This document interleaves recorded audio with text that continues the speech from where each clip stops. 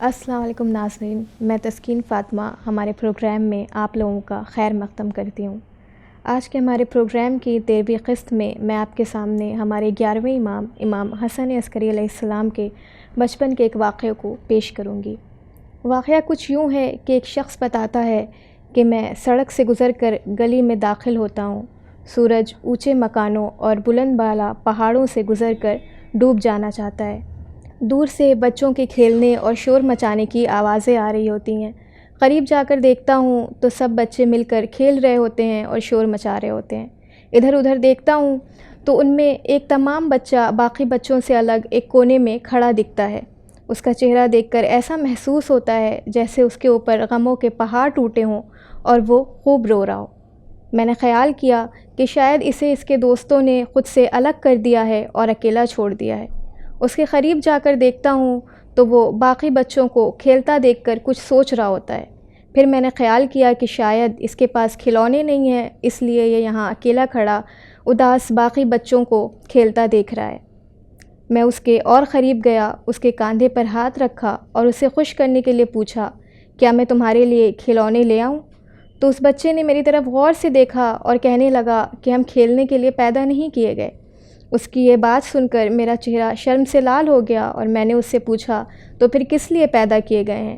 بچے نے بتایا کہ عبادت کرنے کے لیے اور علم حاصل کرنے کے لیے۔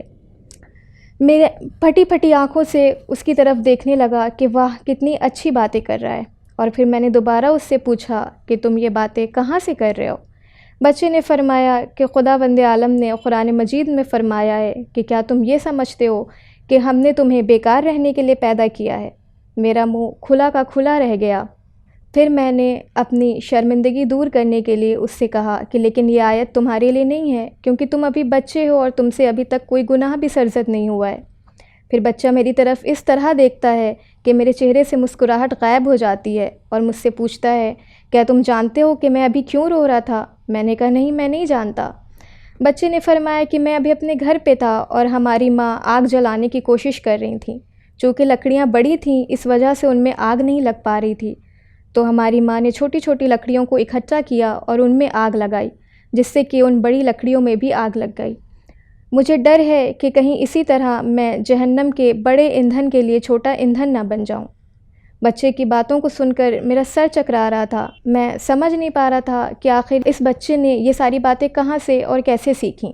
میں بچے کے آگے بالکل شرمندہ ہو چکا تھا اور کچھ بھی کہنے لائق نہیں تھا۔ بس میں اس کے قریب گیا، اسے گلے لگایا اور اس کا بوسہ لے کر آگے چل پڑا۔ میرے قریب سے ایک بچہ گزرا، میں نے اسے آواز دے کر پوچھا کہ کیا تم اس بچے کو جانتے ہو جو وہاں کونے میں کھڑا ہے؟ اس نے سر ہلایا اور کہنے لگا، ہاں، یہ امام علی نقی علیہ السلام کے بیٹے حسن، یعنی ہم سب کے امام حسن عسکری علیہ السلام ہیں۔ پھر میں نے بچے سے سوال کیا کہ کیا یہ تمہارے ساتھ کھیلتے ہیں؟ بچہ کہتا ہے، ہاں، ہمیشہ کھیلتے ہیں، لیکن کبھی کبھی ایسی باتیں کرتے ہیں جو ہماری سمجھ میں نہیں آتی۔ ان کی باتیں بزرگوں کی باتوں جیسی ہوتی ہیں۔ پھر میں نے بچے سے پوچھا، کیا تم اسی لیے ان کو اکیلا چھوڑ دیتے ہو؟ بچے نے کہا، نہیں، وہ جب کسی گہری سوچ میں ہوتے ہیں تو اکیلے رہنا پسند کرتے ہیں اور ہم میں سے کوئی کچھ نہیں کہتا۔ پھر میں نے بچے سے سوال کیا کہ کیا تم لوگ انہیں چاہتے ہو؟ بچہ مسکراتا ہے اور کہتا ہے، ہاں، بہت چاہتے ہیں۔ پھر بچہ اپنے گھر کی طرف چل دیا اور میں نے بھی ایک بار پلٹ کر حسن کو دیکھا اور مسکراتے ہوئے آگے چل دیا۔